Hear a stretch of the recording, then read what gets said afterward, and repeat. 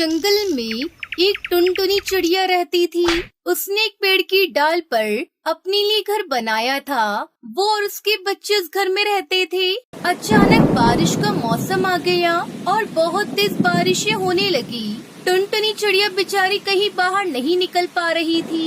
एक दिन रात को बहुत तेज हवाएं चलने लगी, जिसकी वजह से टुनटुनी चिड़िया का घर कहीं दूर जाकर गिर पड़ा। वो बेघर हो गई। ये देखकर वो बहुत परेशान हो गई।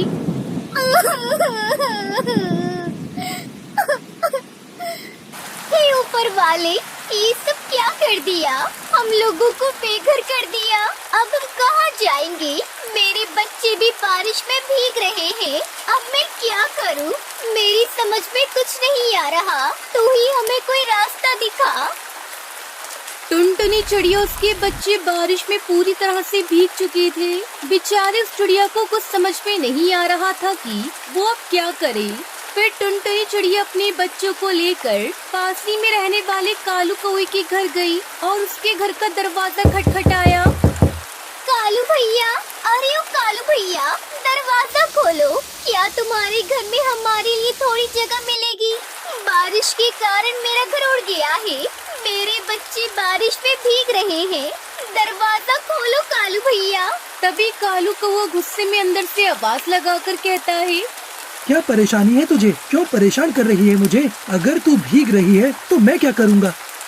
कालू भैया, बारिश के रुकने तक हम तुम्हारे घर में रुकेंगे। बस तुम दरवाजा खोलो। मेरे बच्चे बहुत कांप रहे हैं। हम पर रहम करो भैया। मेरे बच्चे भी अभी अभी सोए हैं। अगर मैं दरवाजा खोल दूंगा तो ठंडी हवा की वजह से वह जाग जाएंगे। मैं दरवाजा नहीं खोल सकता। तू कहीं और जा, मेरा दिमाग खराब मत कर। इस तरह उस कालू कौवे ने जवाब दिया और दरवाजा भी उसने नहीं खोला। बेचारी टुनटुनी चिड़िया अपने बच्चों को लेकर वहाँ से बंटी कबूतर की यहाँ चली गई। बंटी भैया, अरे ओ बंटी भैया, दरवाजा खोलो। मुझ बेचारी गरीब चिड़िया की मदद करो। बाहर बहुत तेज बारिश हो रही है। मेरे बच्चे बारिश में भीग गए हैं। कृपया करके हमें घर के अंदर आने दो। बारिश बंद होते ही हम यहाँ से चले जाएंगे।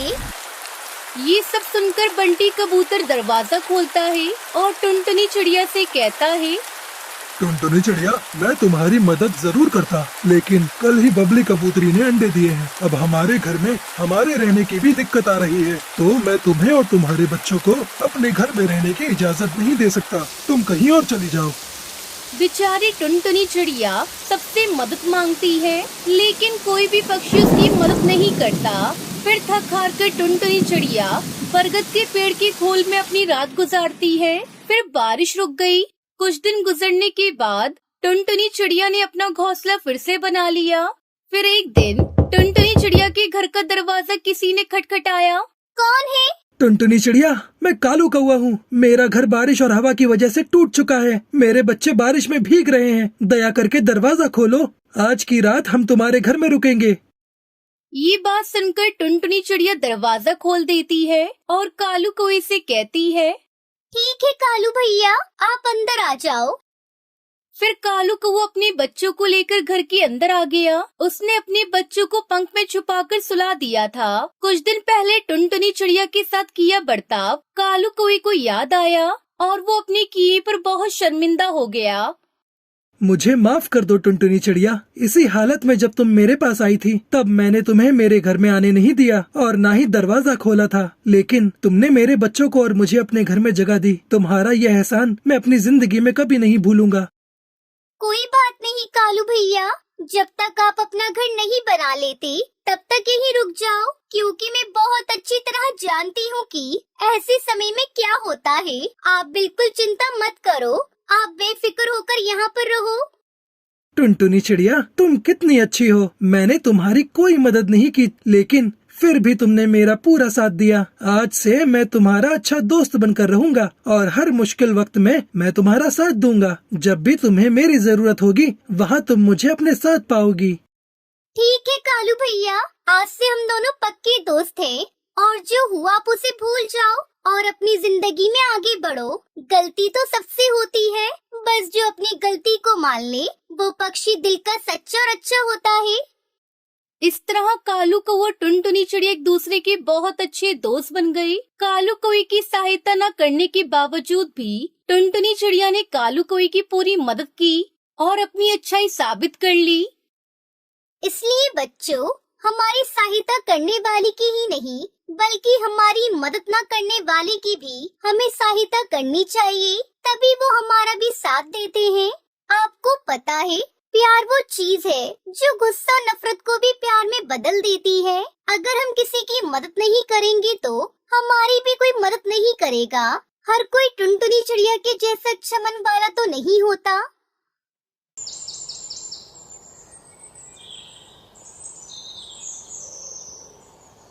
रामपुर जंगल में पक्षियों की सभा हो रही थी। सभी पक्षी आपस में हंसी मजाक कर रहे थे। तभी वहाँ पर टुनटुनी चिड़िया लड्डू लेकर आती है। देखो दोस्तों, मैं तुम सबके लिए क्या लेकर आई हूँ।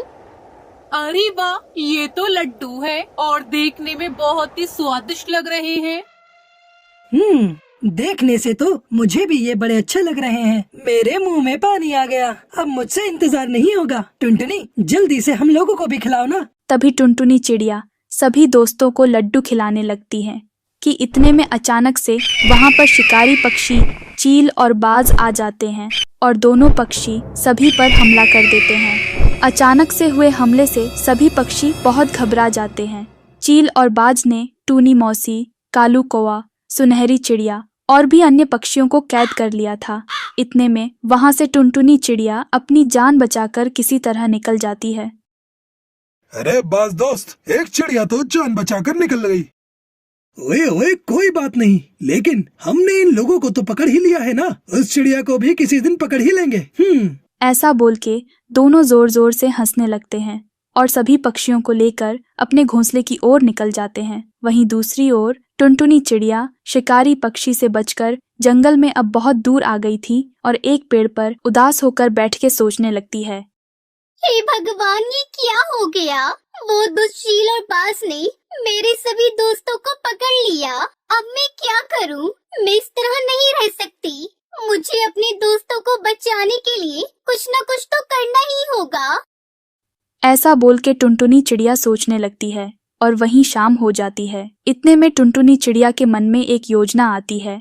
वो जल्दी से कुछ लकड़ियां लेने के लिए चली जाती है और उससे कुछ लकड़ी का जाल बनाने लगती है। टुनटुनी अपनी योजना अनुसार बहुत मेहनत करती है। धीरे धीरे अब रात हो जाती है और टुनटुनी अपने घर वापस आ जाती है और सो जाती है। वहीं दूसरी ओर चील और बाज ने सभी पक्षियों को पकड़कर पिंजरे में डाल दिया था और उनका जीना मुश्किल कर रखा था।